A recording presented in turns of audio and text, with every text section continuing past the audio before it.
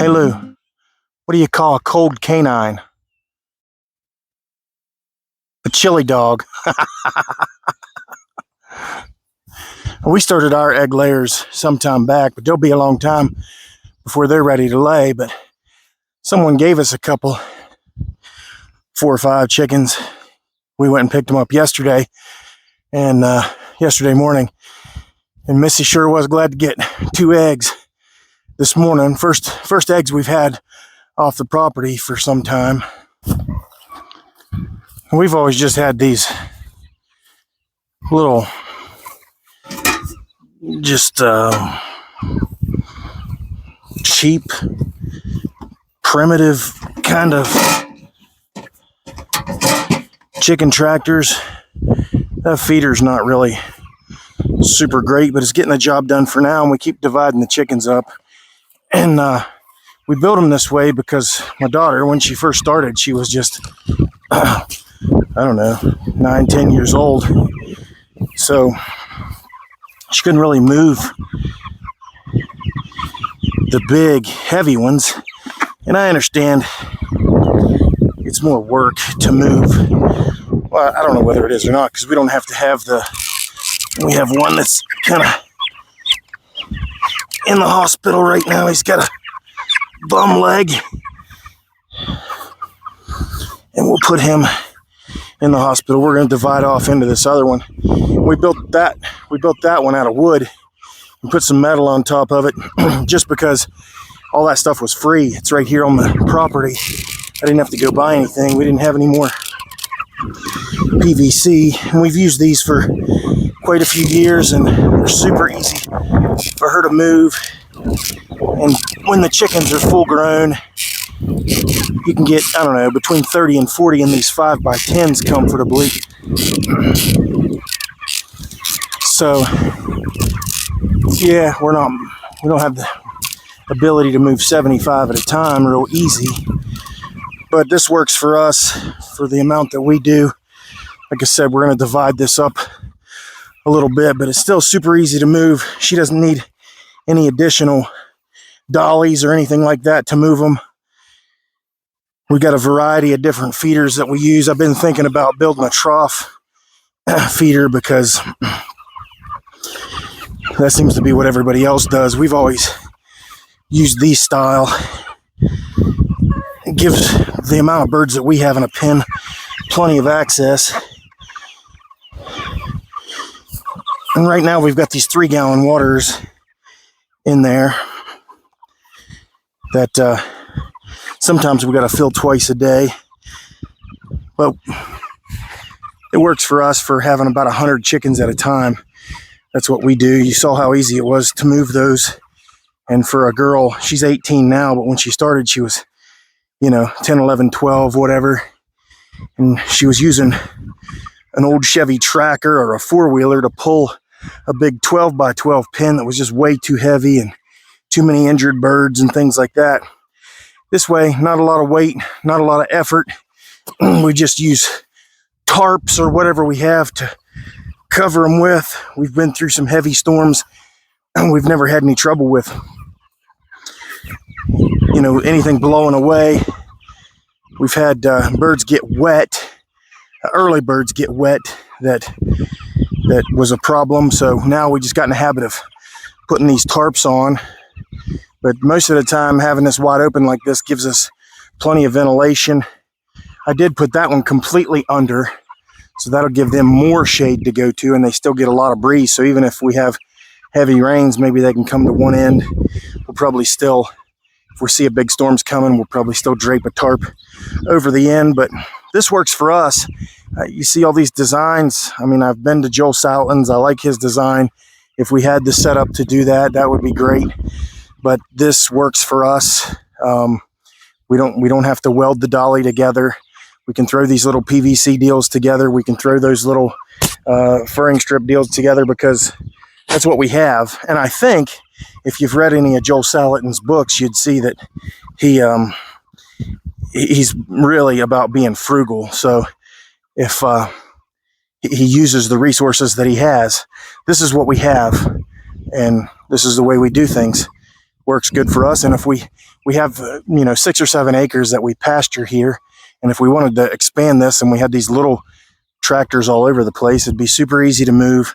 Our gate openings are 8 foot wide, so we can pull these 5x10 or 5x8 tractors right through them and transfer them from side to side without much effort. So this is the way we do things here. It works great for us.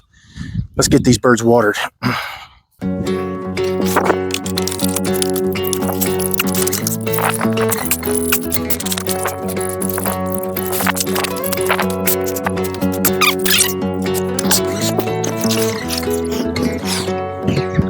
And we had a late start today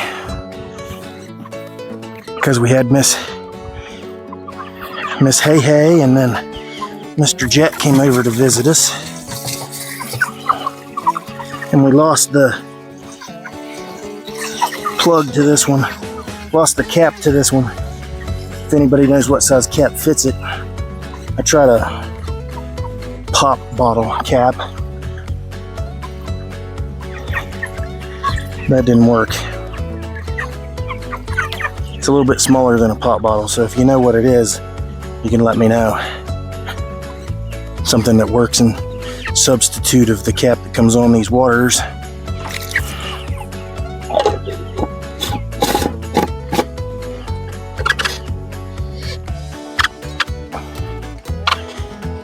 And we never have lost any birds to predators that wasn't our own fault. They were thirsty, waited too long on old Dad. We've never had anything break into these pens. We lose egg layers to predators and occasionally a dog. Most of my dogs are trained not to attack the chickens, but we lose the egg layers to predators.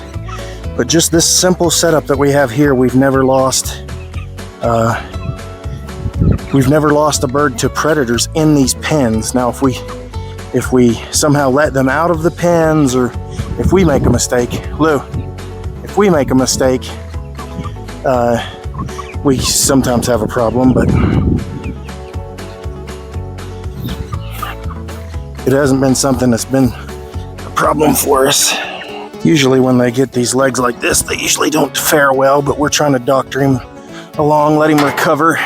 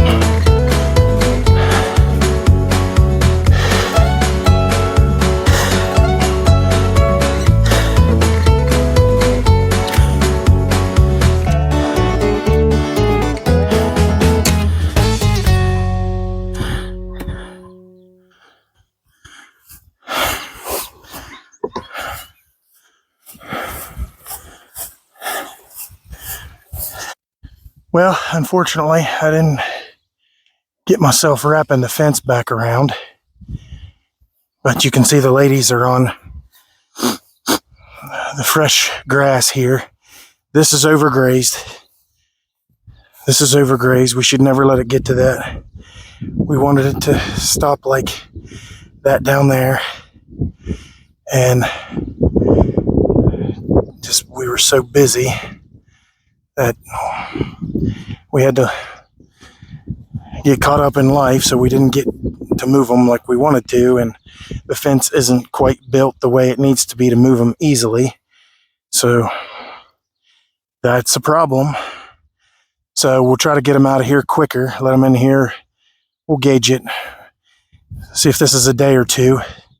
If it lasts them 2 days, then we'll make this even smaller. This is real narrow now. What's that? Maybe 32 feet, maybe.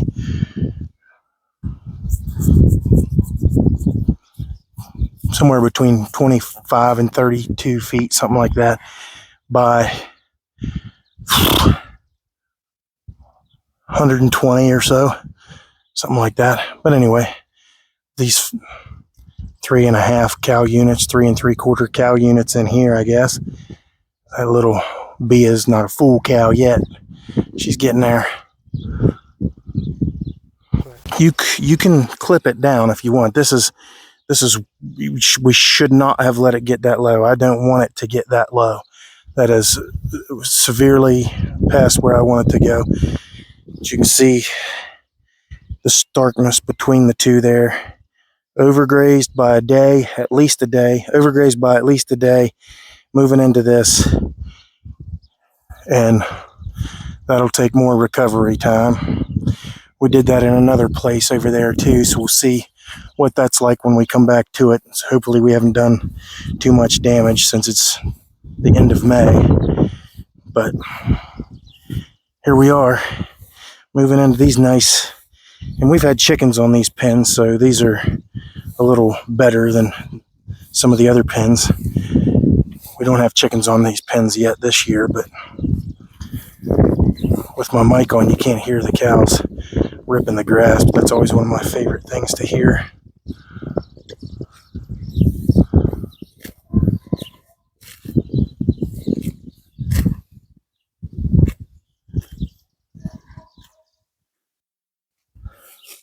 Let's move on. I figure there's a few Bible verses that, and I don't have one of these verses pulled out, and I'm going to do a bad paraphrase of it, but as far as Christian freedom, well, as far as human freedom, but basically Christian freedom, Paul says you're free to do anything, but not everything might be good for you. And that's paraphrasing. It's a bad paraphrase and it's a bad interpretation, but you can basically do anything you want, but there's consequences to it. So we have to live with the understanding of consequences. Another set of verses we might call ourselves to is Acts chapter 10, verses 13, 14, and 15. And I'll sort of paraphrase that, but Peter hears a voice call out to him, "Rise, kill, and eat." And this cloth of every sort of imaginable food is laid before him, and Peter says, I've never eaten anything unclean or common. I would never partake in this. And God tells Peter, don't call what I have made clean common. Don't call what I have made clean unclean. So Peter's given the call to go into the world and tell them these dietary restrictions are done. Now, that doesn't mean everything is good still, that even though these dietary restrictions are over, rise, kill, and eat. You don't have to worry about eating certain types of animals and shellfish and things like that. Some people still try to adhere to that, but the Bible clearly releases of that. And if you like a particular thing, you're free to partake in it. But I also think that there's places in Scripture that call us to be good stewards. So why would I care about how I'm pasturing this ground? One, I'll be able to improve it time and time again.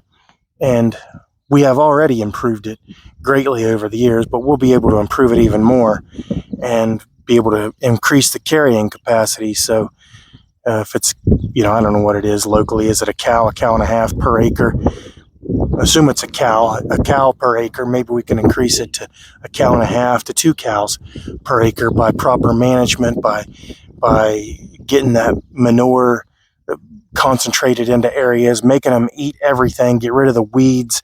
We still have some weed work to do. We still have some dead trees to cut down. I mean, I'm a bird guy, so leaving that for habitat's a little bit appealing to me, but we'll get those out of there for pasture's sake.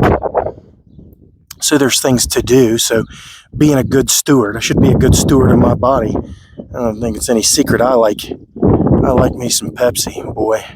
And I know there's some people out there probably going to freak out. Well, you can't put that stuff. Well, hey, I'm free to do it. I understand there's consequences to it. Diabetes and who knows what else, but we're not going to live forever, so I don't think we're supposed to live stodgy lives. I don't think we're not supposed to find any enjoyment in the creation or the things that he's allowed us to partake in. So I walk this balance between, I want to be a good steward. I want to raise my animals in a certain way. I want to feed them things that I feel like are going to be good for my family. We try to raise all of our own meat. Hopefully we'll do some good growing some vegetables this year. We buy most of our vegetables from people that we know. I would say we've cut way back on processed foods, and we do very little shopping in the grocery store. So those are some things that we've worked on. Do I need to be 100%er to be justified? I'm not sure where the rules are and who makes the rules. All I know is I feel compelled to move the cows like this. I feel compelled to move the pastures. I enjoy seeing what these pastures develop into. And they say we're going to have an El Nino. Maybe we're going to be drier. We're kind of on that line where we might be wetter, we might be drier. So maybe they don't know what we're going to be. But if we have a regular summer where we get a decent amount of rain, the time we cycle back on some of these pastures, they are going to be booming. The grass is going to be tall and thick, and we don't really have enough animals to keep up with it. So in the height of season, we could carry a lot more animals than we do on this property right now. The cows are going to have a hard time. You want to have, 21 days between pasture moves? Well, we're way beyond our 21 days. We're going to be, a couple of months between them. So hopefully we'll be able to stockpile some going into winter, and we can graze deep into the winter if we don't have those deep snows like we sometimes get. If it's a winter like last year, we didn't get any snow. If we have that kind of winter, we'll be able to graze till late into the year. We'll have a stockpile of grass. They may as well eat it standing as they do cut.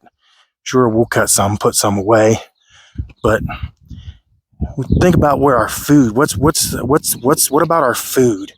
What are we eating? Do we care what we're eating? Maybe you don't care what you're eating, and that's fine. You're free. If I find myself, there was a time when McDonald's was an exciting thing. Eating some fries, having some burgers, man, a double quarter pounder with some fries and a good Coke, man, nothing could beat that. Well, now, just because of age probably, my body doesn't tolerate that food anymore. I want it. My tongue wants it. I want to partake in that, but just doesn't. I just can't. So every now and then I do, but I always suffer the price, suffer the consequences, pay the price. You're free to do what you want. You don't have to live the way I live. This is the way I choose to live. And I think probably we're supposed to be good stewards. We're supposed to take care of the land, and we're supposed to take care of our bodies. So what degree that is going to be up to each of us. I don't think there's a condemning sin in that. I think there can be a condemning sin if you're just blatantly, scourging the land, that's sinful.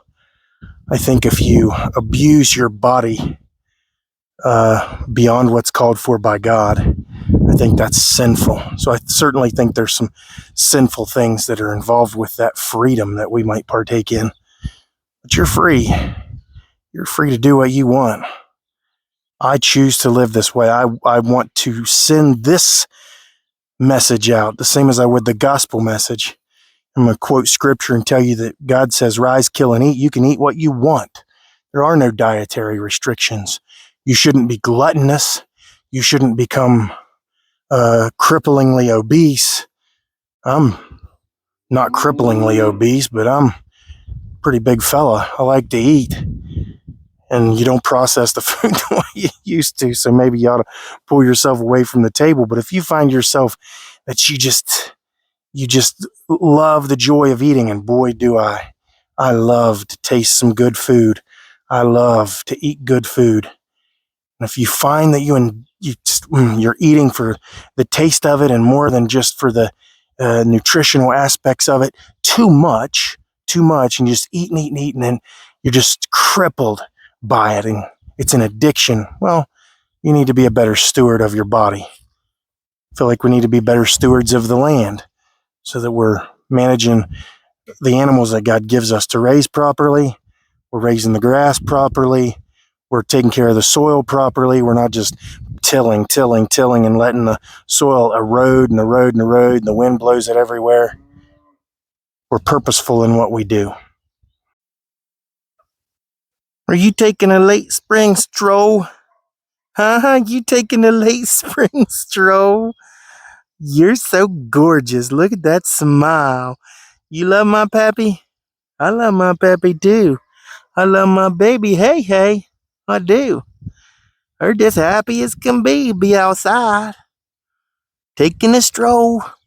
It's hot today. We got all them crickets and everything, and all the bugs is making noise out here. Hearing birdies. It's beautiful out here. Let's go down here and check our chickies. Hey. Close out this long day today. Just wondering where everybody's food comes from.